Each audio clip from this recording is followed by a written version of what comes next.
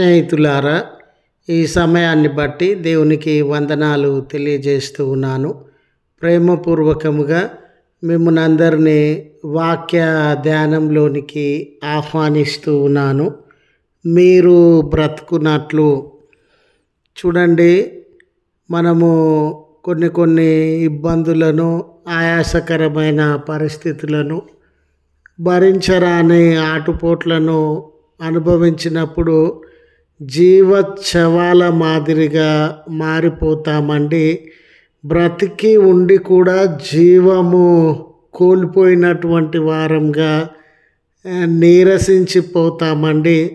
అలాంటి నీరసించిపోయిన జీవితాలలో జీవచ్ఛవంలాగా పడిపోయిన జీవితాలలో ఎవరు జీవాన్ని ఇవ్వగలిగినటువంటి వారు అనే ఆలోచనను మీతో కూడా పంచుకోవడానికి ఇష్టపడుతూ ఉన్నాను. కనుక దేవుని యొక్క వాక్యమును మీరు ముగింపు వరకు ఆలకించాలని మీ కుటుంబ సభ్యులతోనూ తోటి విశ్వాసులతోనూ ఈ వీడియో షేర్ చేసుకోవాలని మీ ప్రార్థన మనవులు ఎట్టివైనను కామెంట్స్ రూపంలో కానీ ఫోన్ కాల్ ద్వారా కానీ తెలియజేయండి.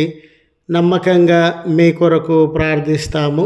ఈ వీడియో మీ ఆధ్యాత్మిక జీవితంలో ఉపయోగకరంగా ఉంది అని మీకు అనిపిస్తే దయచేసి ఈ ఛానల్ను సబ్స్క్రైబ్ చేసుకునవలసినదిగా మనవి చేస్తూ ఉన్నాను.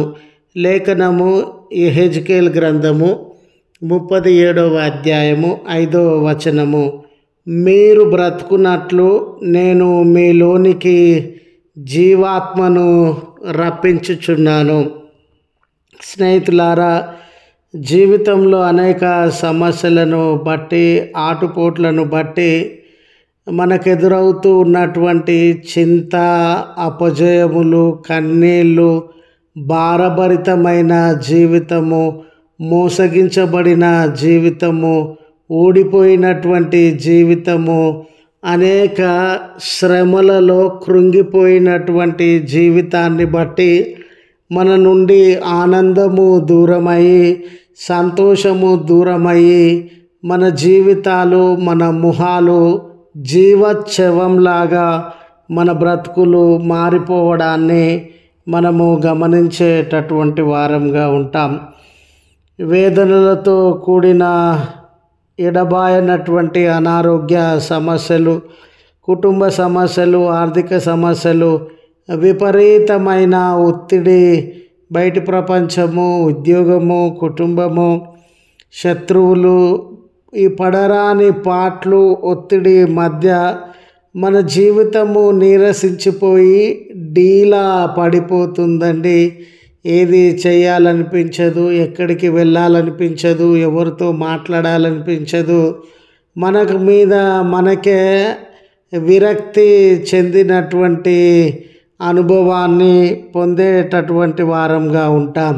ఈ నీరసించబడిన జీవితంలో లేక డీలా పడిపోయి జీవచ్ఛవంలాగా మిగిలిపోయి రుచించని, అంటే ఏది చెయ్యాలి, ఎక్కడికి వెళ్ళాలి, ఎవరిని కలవాలి, దేని మీద మనసు లేకుండా విరక్తి కలిగిన ఈ జీవితంలో నూతనత్వాన్ని ఇవ్వగలిగినటువంటి వారెవరు? ఇలాంటి పరిస్థితుల మధ్య కొన్నిసార్లు మనకు వ్యక్తుల ముఖాన్ని చూడాలనిపించదు, వ్యక్తులతో మాట్లాడాలనిపించదు, వ్యక్తులను ఏది అడగాలనిపించదు. ఒక నిర్లిప్తత,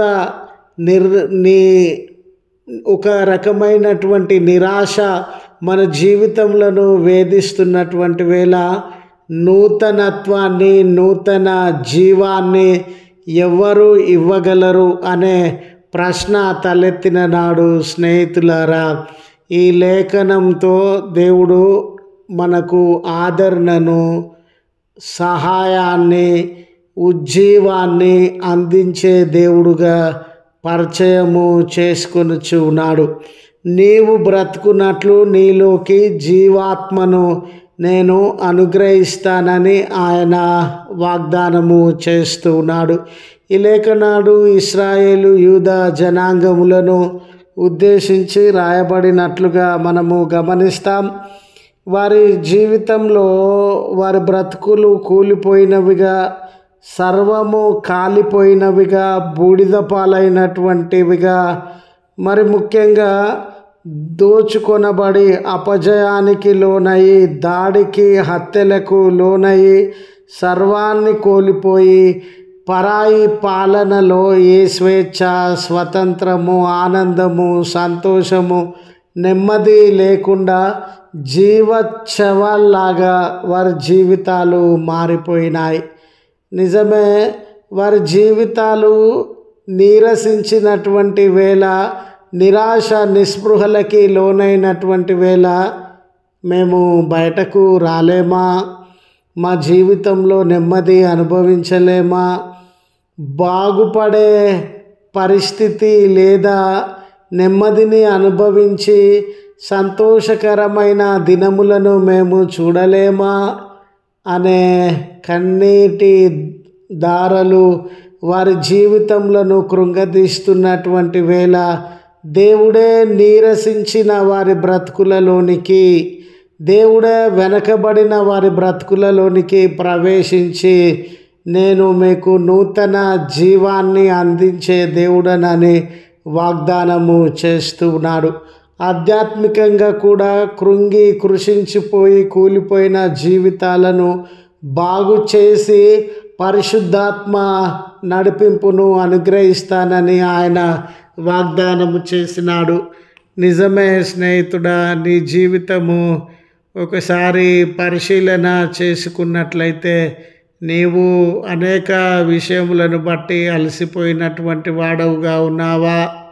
నిరాశ నిస్పృహలను అనుభవిస్తున్నటువంటి వాడవుగా ఉన్నావా? ఒంటరితనము, కన్నీటితో వేదన, భయము, చింత, భారములు, ఎటుతోచని పరిస్థితుల మధ్య, అవమానములు, దాడుల మధ్యనే నీ జీవితము గతించిపోతూ ఉన్నదా? మంచిని, మేలును, నెమ్మదిని అనుభవించే దినం కొరకు ఎదురు చూస్తూ ఉన్నావా? నీవు దేవుని వైపు చూసేటటువంటి వాడవుగా, ఆయనను ఆశ్రయించేటటువంటి వాడవుగా, ఆయన వైపు తిరిగినటువంటి వాడవుగా ఉండినట్లయితే దేవుడే నూతన జీవాన్ని, ఉజ్జీవాన్ని నీ జీవితంలో అనుగ్రహిస్తాడు. కనుక ఎన్నో ప్రయత్నాలు చేసి ఉంటావు కదా. ఒక పర్యాయము ఈ విపత్కరమైన పరిస్థితుల యందు దేవుణ్ణి అడిగి చూడు, దేవుని మీద ఆధారపడి చూడు. జీవితంలో కలిగేటటువంటి మార్పును నీవే స్వయంగా అనుభవిస్తావని గుర్తు చేస్తూ ఈ మాటలను ముగిస్తూ ఉన్నాను. ప్రార్థించుదము. కృపగల తండ్రి, ప్రేమగల మా రక్షక, నీ పరిశుద్ధ నామమునకు వందనాలయ్యా. మహోన్నతుడవు, జీవాధిపతివి, నశించిన కృషించిన మా జీవితాలలో నూతన శక్తిని, నూతన బలమును ఇవ్వగలిగినటువంటి వాడవు. ఈ ప్రార్థనలో ఏకీభవించుచు ఉన్న బిడ్డలయ్యా, కుటుంబములయ్యా, ఏ ఏ విషయాలలో విరక్తిని, నిరాశ, నిస్పృహలను అనుభవించుచు జీవితం పట్ల విరక్తి చెందినటువంటి వారై భారములతో, దుఃఖము, బాధలతో జీవించుచు ఉన్నారేమో. ఈ ప్రార్థనలో వారు ఏకీభవించి తండ్రి, రక్షక అని మిమ్మల్ని సంప్రదించినప్పుడు, మీ మీద ఆధారపడినప్పుడు గొప్ప కార్యములు వారి జీవితంలో కలుగజేసి వారి దుఃఖాయాసములను దూరపరిచి నెమ్మదిని, ఉజ్జీవాన్ని దయచేయమని క్రీస్తు పేరట వేడుకొనుచు ఉన్నాము తండ్రి. ఆమెన్. తండ్రి, కుమార, పరిశుద్ధాత్మ త్రియేక దేవుని దీవెన మనకు తోడై ఉండి మనలను కాపాడునుగాక. ఆమెన్.